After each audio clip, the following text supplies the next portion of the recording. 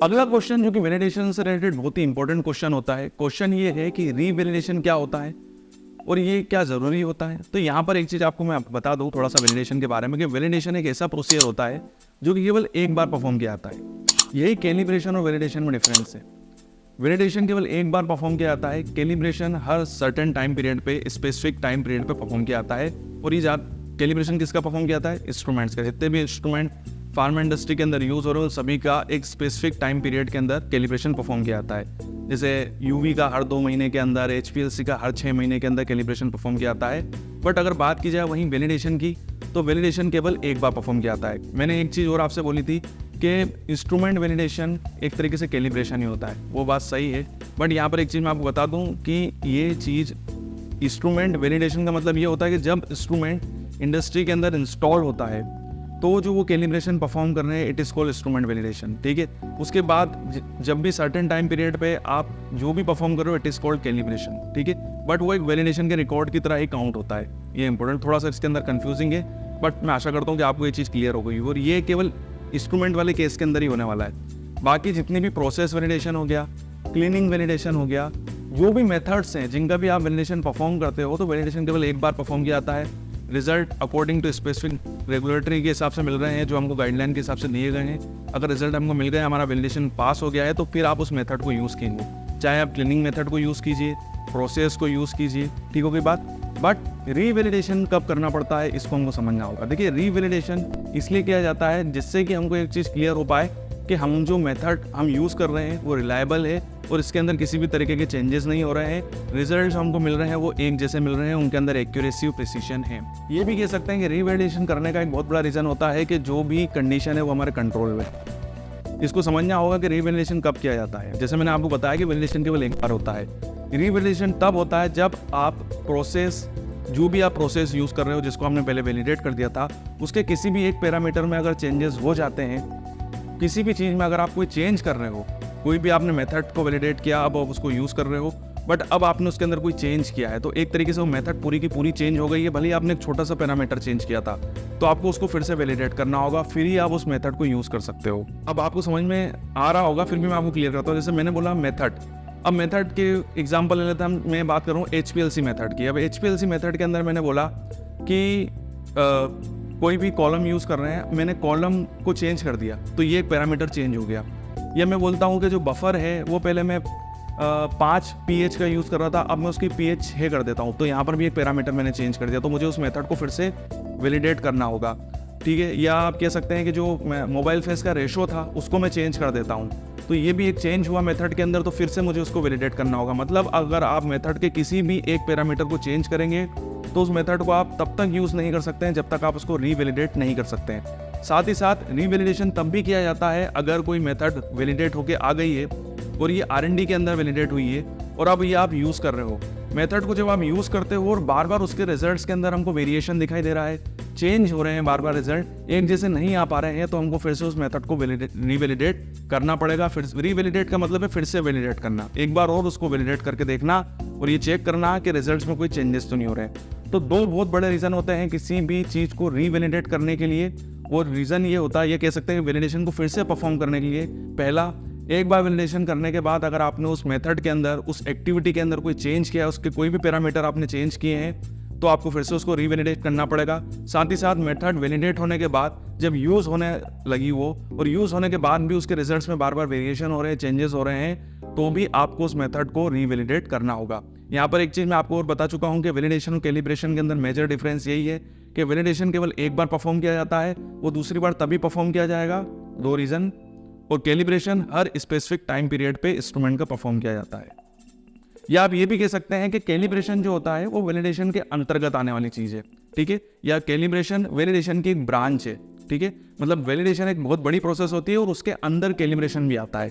समझ गए मेरी बात को? जो कि इंटरव्यू में आपसे पूछा जा सकता है। क्वेश्चन ये होगा कि वैलिडेशन के अंदर रिस्क असेसमेंट क्या होता है, या रिस्क असेसमेंट ऑफ वैलिडेशन क्या होता है, थोड़ा इसके बारे में बताइए। तो इसका जवाब आपको ये देना है कि रिस्क असेसमेंट ऑफ वैलिडेशन का मतलब ये होता है कि जिस भी प्रोडक्ट, बेसिकली रिस्क असेसमेंट जो केस होता है ना, ये प्रोडक्ट के अंदर देखा था। जब भी हम किसी प्रोडक्ट को वैलिडेशन करते हैं तो यहाँ पर हमको ये रिस्क असेसमेंट देखना पड़ता है कि किसी भी प्रोडक्ट को वैलिडेट करते समय उसके अंदर जो पोटेंशियल रिस्क कौन से पैरामीटर पे है उसको हमको आइडेंटिफाई करना होता है। थोड़ा मैं आपको इसको क्लियर करूँगा कि पहले प्रोडक्ट वैलिडेशन क्या होता है। देखिए क्या होता है कि जब कोई प्रोडक्ट एक बार QC के अंदर प्रॉपर वे में चेक होके मार्केट में चला जाता है, तो मार्केट में तो प्रोडक्ट सेल हो रहा है, बट अकॉर्डिंग टू गाइडलाइन हमको क्योंकि कई गाइडलाइन जैसे US FDA है या MHRA है, उनके हिसाब से प्रोडक्ट भले ही मार्केट के अंदर सेल हो रहा है, फिर भी आपको उसका वैलिडेशन परफॉर्म करना है हर 2 महीने के अंदर या हर 6 महीने के अंदर, और ये चेक करना है कि प्रोडक्ट की क्वालिटी जो है वो मेंटेन है कि नहीं है। ठीक होगी बात। तो यहाँ पर इंपॉर्टेंट चीज़ ये है कि आपको क्या उस वैलिडेशन के अंदर हमको क्या परफॉर्म करना है। बेसिकली हमको ड्रग के ऐसे लगाने होते हैं, ड्रग की टेस्टिंग करनी होती है, चेक करना है कि ड्रग का डिसोल्यूशन रेट जो है वो सिस्टमेटिक है कि नहीं है, ड्रग के जो हमारे टेबलेट है, जो भी हमारा डोजेस फॉर्म है, उसके अंदर जो API प्रेजेंट है उसकी जो डोज है वो एक्यूरेट है कि नहीं है। जो जैसे 100 mg की ड्रग आपने मार्केट में सेल करी है तो उसके अंदर 100 mg ही होना चाहिए। ये हम चेक करते हैं बेसिकली इन वैलिडेशन के अंदर। तो देखिए रिस्क असेसमेंट के अंदर क्या है कि हमको पोटेंशियल रिस्क को आइडेंटिफाई करना होता है। पोटेंशियल रिस्क का मतलब ये है, पोटेंशियल रिस्क का मतलब ये होता है कि वो रिस्क या वो कंपोनेंट जिससे कि प्रोडक्ट की सेफ्टी और साथ ही साथ उसकी क्वालिटी जो है वो उस पर इफेक्ट पड़ता है। एग्जाम्पल से मैं आपको बताता हूँ, जैसे कुछ ऐसी ड्रग होती है जो कि जिसके अंदर प्रिजर्वेटिव्स का यूज़ होता है, वो प्रिजर्वेटिव काफ़ी कम क्वांटिटी में होते हैं, 1%, 2%, 3%। तो अगर उन प्रिजर्वेटिव की क्वांटिटी कम होती है समय के साथ में, तो उस ड्रग की क्वालिटी में भी डिग्रेडेशन आएगा और हो सकता है कि पेशेंट्स की सेफ्टी पे भी क्वेश्चन खड़े हो जाए। तो जब हम हर 2 महीने या 4 महीने या 6 महीने के अंदर जब हम उस प्रोडक्ट का वैलिडेशन परफॉर्म करते हैं कंपनी के अंदर, लैब के अंदर, तो सबसे पहले हम क्या चेक करेंगे कि वो प्रिजर्वेटिव की कंसंट्रेशन 4% जो एक्यूरेट है और जो गाइडलाइन के हिसाब से दी गई है, जो फॉर्मुलेशन के हिसाब से है, वो मेंटेन है कि नहीं है। ये हो गया उसका रिस्क असेसमेंट पॉइंट या पैरामीटर कह सकते हैं आप। तो इस तरीके के पॉइंट्स को अलग अलग ड्रग के अंदर पहले प्रायोरिटाइज किया जाता है, मतलब पहले उनको चेक किया जाता है कि यही पैरामीटर हमको सबसे पहले चेक करना है जब भी हम किसी भी प्रोडक्ट का वैलिडेशन परफॉर्म करेंगे, क्योंकि उससे हमको प्रोडक्ट की क्वालिटी के बारे में पता चल जाएगा। तो it is called risk assessment validation, जहाँ पर हम एक पर्टिकुलर पैरामीटर को चिन्हित करते हैं, टारगेट करते हैं, और जब भी हम प्रोडक्ट का वैलिडेशन परफॉर्म करते हैं तो सबसे पहले हम वही पैरामीटर चेक करते हैं। और यही नहीं, कई बार तो सामने अगर कोई कंट्री में आपने को ड्रग सेल करी है तो उनके द्वारा ही आपको ये चीज़ पूछ ली जाती है कि ये आपने वैलिडेशन परफॉर्म करा, हाँ कर दिया सर, हमको तो बस ये बताइए कि उस पैरामीटर का रिजल्ट क्या आया, क्योंकि हमारी कंट्री में वो ड्रग सेल हो रही है। और ये ज़्यादातर मैंने देखा है अमेरिकन कंट्री में जितनी भी है, मतलब इंडिया के अंदर ये कल्चर मैंने कम देखा है रिस्क असेसमेंट वाला पैरामीटर, बट जितनी भी यूरोपियन कंट्रीज़ हैं, रशियन कंट्रीज़ हैं, ठीक है, जहाँ पर मौसम बहुत ज़्यादा एक्सट्रीम पे चला जाता है, वो लोग इन चीज़ों पे काफ़ी ध्यान देते हैं। जैसे रशिया हो गया, वहाँ पर काफ़ी ज़्यादा ठंड पड़ती है, तो वहाँ पर भी क्या होता है कि एटमॉस्फेयर और मौसम की वजह से भी प्रोडक्ट के किसी न किसी पैरामीटर के ऊपर इफेक्ट पड़ता है, उसके फॉर्मुलेशन के अंदर चेंजेस होना स्टार्ट हो जाते हैं। तो वो लोग वैलिडेशन जब करवाते हैं तो उनको पहले से पता होता है कि आपको इस पैरामीटर को चेक करना ही करना है। जैसे मैंने प्रिजर्वेटिव वाला एग्जांपल दिया, ये ज़्यादातर रशियन कंट्रीज़ के थ्रू देखा जाता है, ये चीज़ वो चेक जरूर कराते हैं। वैसे अफ्रीकन कंट्रीज़ के अंदर आप बहुत ज़्यादा हीट होती है, गर्मी बहुत ज़्यादा होती है, तो वो लोग भी चेक करवाते हैं। तो आप समझ गए रिस्क असेसमेंट क्या है, वो पैरामीटर जो कि ड्रग की क्वालिटी, उसकी इफिकेसी और उसकी सेफ्टी पे इफेक्ट डाल सकता है, उस पैरामीटर को हम प्रायोरिटाइज करते हैं और उसको ही हम सबसे पहले वैलिडेशन के अंदर चेक करते हैं। इस प्रोसेस को बोला जाता है रिस्क असेसमेंट ऑफ वैलिडेशन। और ऐसा नहीं है, जैसे मैंने आपको यहाँ तो एग्जांपल के थ्रू केवल प्रोडक्ट का ही एग्जांपल दिया है। देखिए जब आप किसी मेथड का वैलिडेशन कर रहे हैं तो मेथड के भी डिफरेंट फेजेस होते हैं, तो कोई ना कोई ऐसी फेज होती है जो काफ़ी क्रिटिकल होती है। हो सकता है कि अगर उस पर आप ध्यान ना दें तो आपका वैलिडेशन फेल भी हो सकता है। तो आपको उसको बहुत ही सिस्टमेटिक वे में जब भी आप वैलिडेशन परफॉर्म करते हैं तो उसको बहुत ही सिस्टमेटिक वे में काफ़ी अटेंशन के साथ आपको उसको अप्लाई करना होता है। तो ये भी एक तरीके का रिस्क असेसमेंट ही हुआ। साथ ही साथ जैसे हम किसी इंस्ट्रूमेंट का वैलिडेशन परफॉर्म करते हैं, उसका कैलिब्रेशन करते हैं, तो वहाँ पर भी जैसे ICH गाइडलाइन के हिसाब से जो लीनियरिटी टेस्ट होता है वो बहुत ही ज़्यादा आपको एक्यूरेसी के साथ करना पड़ता है। जितने भी डाइल्यूशन हम HPLC के अंदर बनाते हैं उसको सिस्टमेटिक कंसंट्रेशन के थ्रू बनाना होता है, काफ़ी अटेंशन के साथ बनाना होता है। अगर आपने ज़रा से भी पिपेटिंग में या वेइंग में गलती कर दी तो आपका ये टेस्ट फेल हो सकता है, जिससे कि पूरा का पूरा कैलिब्रेशन आपका फेल हो जाएगा। तो यहाँ पर भी आपको बहुत ही अटेंशन के साथ ये प्रोसेस करनी पड़ती है।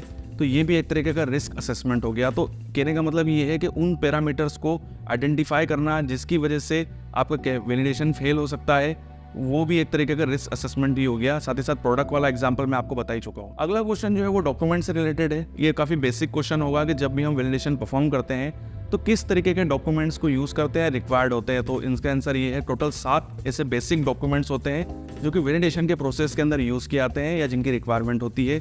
वो हैं validation protocol, validation reports, SOP standard operating procedures, test plans and scripts, data and test results, change control records और ट्रेनिंग रिकॉर्ड्स। ये वो सारे डॉक्यूमेंट्स होते हैं जो कि वैलिडेशन करते समय हमको बनाने होते हैं, वो प्रिपेयर किए जाते हैं। और जब भी कोई एक्सटर्नल बॉडी इंडस्ट्री के अंदर ऑडिट पे आती है तो जब भी वो वैलिडेशन के रिकॉर्ड मांगेगी तो ये सारे डॉक्यूमेंट्स जो है वो उस रिकॉर्ड्स के अंदर अवेलेबल होने चाहिए। अगला क्वेश्चन जो आपसे इंटरव्यू पूछा सकता है, क्वेश्चन ये है कि जब भी हम वैलिडेशन परफॉर्म करते हैं तो उसको हमको किन किन चैलेंजेस को फेस करना होता है। या क्वेश्चन ये भी हो सकता है कि इंडस्ट्रीज के केस में वैलिडेशन जब परफॉर्म किए जाते हैं तो उनके जो डिपार्टमेंट्स हैं या जो वहाँ पर जो लोग काम कर रहे हैं उनको किन किन चैलेंजेस को फेस करना होता है। एक एक पॉइंट्स को लेते हैं और उनको हम डिस्कशन करते हैं। सबसे पहले तो ये है कि डॉक्यूमेंट्स को मैनेज करना। मैंने पहले भी इस वीडियो के अंदर ये डिस्कस किया है कि डॉक्यूमेंटेशन एक बहुत ही इंपॉर्टेंट प्रोसेस है वैलिडेशन की। कह सकते हैं कि वैलिडेशन एक डॉक्यूमेंटेशन प्रोसेस है। हर डॉक्यूमेंट को सही सिस्टमेटिक वे में अरेंज करके रखना, प्रॉपर वे में उनको चेक करना, एवेलुएट करना और उनको प्रॉपर वे में स्टोर करके रखना, ये एक बहुत बड़ा चैलेंज होता है क्वालिटी एश्योरेंस के सामने और ये बहुत इंपॉर्टेंट चीज़ है। तो इसके लिए एक सेपरेट डिपार्टमेंट होता है जहाँ पर उनका काम ही बस ये होता है कि जितने भी वैलिडेशन इंडस्ट्री के अंदर परफॉर्म किए जा रहे हैं उनका प्रॉपर वे में उनके डॉक्यूमेंट्स को सेव और स्टोर करके रखा जाए। क्योंकि जब भी इंडस्ट्री के अंदर ऑडिट होता है तो जब भी वैलिडेशन के रिकॉर्ड मंगाए जाते हैं तो हो सकता है ये बोला नहीं जाएगा कि ये वाला कोई सा भी डॉक्यूमेंट वो कभी भी मंगवा सकते हैं। हो सकता है 2 साल पुराना, 3 साल पुराना, 5 साल पुराना कोई भी वैलिडेशन का रिकॉर्ड वो मंगवा लें और आपको तुरंत निकाल के उनको देना होगा। तो स्टोरेज का मतलब ये नहीं है कि आपने रख दिया और उसको भूल गए। आपसे अगर अभी भी पूछा जाए कि ये डॉक्यूमेंट इस समय कहाँ पर है तो आपको बस रजिस्टर खोलना है या कंप्यूटर खोलना है और आपको बिल्कुल तुरंत विदिन 10 मिनट्स आपको डॉक्यूमेंट निकाल के उनके सामने पेश करना है। तो इस तरीके की एक्यूरेसी वहाँ पर चाहिए होती है और काफ़ी तेज काम होता है। इसीलिए इसके लिए एक प्रॉपर वे में सिस्टम जनरेट किया जाता है जिसके थ्रू इन डॉक्यूमेंट्स को सेव करके रखा जाता है। साथ ही साथ जैसे कि आप जानते हैं कि जितनी भी रेगुलेटरी गाइडलाइंस है उनको फॉलो करते हुए ही वैलिडेशंस को अप्लाई किया जाता है। उनके प्रोसीजर जो है वो उसी तरीके से डिसाइड होते हैं। तो जब रेगुलेटरी गाइडलाइंस के अंदर भी चेंजेस होता है तो फिर वैलिडेशंस के जो प्रोसीजर्स हैं, जो प्रोटोकॉल्स हैं, उनको भी चेंज करना होता है। और ये एक बहुत बड़ा चैलेंज होता है इंडस्ट्री के लिए, क्योंकि जब रेगुलेटरी गाइडलाइन चेंज होगी तो हो सकता है कि वैलिडेशन के प्रोसीजर्स चेंज हो जाएं, डॉक्यूमेंट्स को बनाने का तरीका चेंज हो जाए। तो उसके लिए फिर उनके जो स्टाफ है उनको प्रॉपर वे में पहले ट्रेनिंग देनी होती है और ट्रेनिंग देने के बाद फिर जो नया तरीका आया है, जो नया सिस्टम या नई गाइडलाइन के अंदर जो भी चेंजेस हुए हैं उसके हिसाब से फिर उनको काम करना स्टार्ट करना होता है। तो ये एक बहुत बड़ा चैलेंज होता है इंडस्ट्री के सामने। और ऐसा नहीं है कि गाइडलाइन चेंज होती है, क्योंकि देखिए गाइडलाइन हो सकता है कि 6 महीने में 2 बार चेंज हो जाए और 6 साल में 1 बार भी चेंज ना हो, पर जब चेंज होगी तो आपको उसके हिसाब से ही अपने वर्किंग कैपेबिलिटी को भी चेंज करना होगा, अपने वर्किंग कल्चर को भी चेंज करना होता है। साथ ही साथ वैलिडेशन क्यों परफॉर्म किया जा रहा है, क्योंकि इंडस्ट्री के अंदर जितनी भी एक्टिविटीज़ चल रही है उनके रिजल्ट्स हमको रिक्वायर्ड रिजल्ट के हिसाब से मिले, जो रेगुलेटरी गाइडलाइंस के हिसाब से स्पेसिफाइड किए गए हैं। तो जितने भी वैलिडेशन परफॉर्म किए जा रहे हैं उनके अंदर कंसिस्टेंसी बहुत इंपॉर्टेंट होता है और अगर वो एक जैसे परफॉर्म किए जाएंगे तभी हमको रिजल्ट भी एक जैसे मिलेंगे और ये एक बहुत बड़ा चैलेंज है। वैलिडेशन को परफॉर्म किया जाता है तो वैलिडेशन को परफॉर्म करते समय ही डेविएशन भी हो सकता है और जब डेविएशन होंगे तो आपको आउट ऑफ स्पेसिफिकेशन टेस्ट भी लेने पड़ सकते हैं। तो उसको हैंडल करना भी एक बहुत बड़ा चैलेंज होता है। साथ ही साथ जितने भी नए लोग इंडस्ट्री के अंदर ज्वाइन हो रहे हैं या कुछ ऐसे लोग भी होते हैं जो प्रमोट होते हैं तो उन लोगों को फिर वैलिडेशन डिपार्टमेंट में डाला जाता है और फिर वो आगे चल के वैलिडेशन को परफॉर्म करते हैं। हो सकता है कि इंडस्ट्री में जो सीनियर और एक्सपीरियंस लोग होते हैं वो छोड़ के चले जाएं, रिजाइन दे दें और अब आपको नए लोगों को रिक्रूट करना है और वो लोग आपको वैलिडेशन परफॉर्म करके देंगे। बट इंपॉर्टेंट चीज़ ये है कि जब वो वैलिडेशन परफॉर्म करेंगे तो हो सकता है कि वो वैसे रिजल्ट ना दे पाए जो पुराने लोग दे रहे थे, क्योंकि वो ट्रेंड लोग थे और उनको आदत हो गई थी। तो यहाँ पर आपको पहले नए लोगों को रिक्रूट करने से पहले उनको प्रॉपर आपको ट्रेनिंग देनी होगी, उनको गाइड करना होगा, उनको असिस्ट करना होगा और अब उनको प्रॉपर वे में गाइड और ट्रेनिंग देंगे और प्रॉपर वे में उनको पहले चेक करना होगा और तब जाके फिर वो वैलिडेशन परफॉर्म कर पाएंगे। तो ये एक बहुत बड़ा चैलेंज होता है इंडस्ट्री के सामने, जब पुराने लोग इंडस्ट्री से छोड़ के चले जाते हैं और नए लोगों को फिर जब वैलिडेशन डिपार्टमेंट में डाला जाता है, ये रिक्रूट किया जाता है और उनको प्रॉपर वे में ट्रेनिंग देना जिससे कि वो एक जैसे रिजल्ट दे पाएँ। क्योंकि अगर रिजल्ट्स में चेंजेस आना स्टार्ट हो जाएंगे तो आपके वैलिडेशन फेल हो जाएंगे और वहाँ पर फिर एक लंबी प्रोसेस हो जाएगी, टाइम कंज्यूमिंग प्रोसेस होगी। तो ऐसा नहीं होना चाहिए।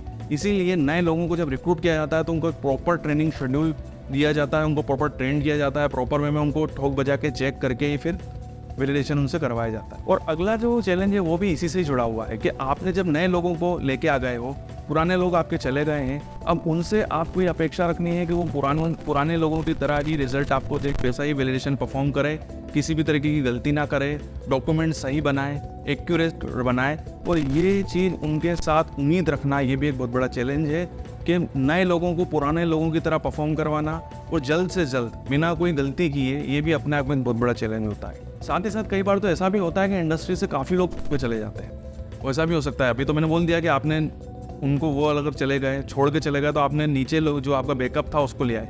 बट ऐसा भी हो सकता है कि बैकअप भी नहीं है अब आपके पास वही एफिशिएंसी है और लोग काफ़ी कम रह गए हैं, और उनसे फिर वैलिडेशन करवाना और उनसे भी वही रिजल्ट लेके आना जो पहले आ रहे थे, ये भी अपने आप में इंडस्ट्री के लिए बहुत बड़ा चैलेंज होता है, खासकर वैलिडेशन डिपार्टमेंट का। ये मैं इसलिए आपको बता रहा हूँ क्योंकि कई बार ऐसा हो सकता है कि वैलिडेशन डिपार्टमेंट में 10 लोग काम कर रहे हो, बट एकदम से 10 में से 8 लोग रिजाइन दे दें और केवल हम 2 लोग बचे हैं। तो ये उन 2 लोगों के लिए बहुत बड़ा चैलेंज होता है कि उन 2 लोगों को मिलकर उन 10 लोगों के हिसाब से काम करना होगा, क्योंकि बाकी के वैलिडेशन जो वो 8 लोग करते थे वो भी अब इन 2 लोगों को करना पड़ेंगे। तो ये उनके लिए एक बहुत बड़ा चैलेंज। तो यहीं पे हम ये वीडियो कंप्लीट करते हैं। देखिए, इस वीडियो के अंदर मैंने उन्हीं क्वेश्चंस को शामिल किया था जो वैलिडेशन के काफ़ी बेसिक क्वेश्चन होते हैं और जो कि इंटरव्यूज के अंदर फ्रेशर से पूछे जाते हैं। मैं आशा करता हूँ कि आपको ये सारे क्वेश्चंस और उनके जवाब भी बहुत ईजी वे में समझ में आ गए होंगे। फिर भी अगर कोई क्वेश्चन रह गया है जिसके आंसर मुझे बताना चाहिए था, तो नीचे कमेंट बॉक्स पर आप मेंशन कर सकते हैं। आगे आने वाले समय में मैं आपके दिए हुए क्वेश्चंस के ऊपर वीडियो जरूर बनाऊंगा। आपकी उसी रोज की कामना करता हूँ और यहीं बने रहिए मेरे साथ।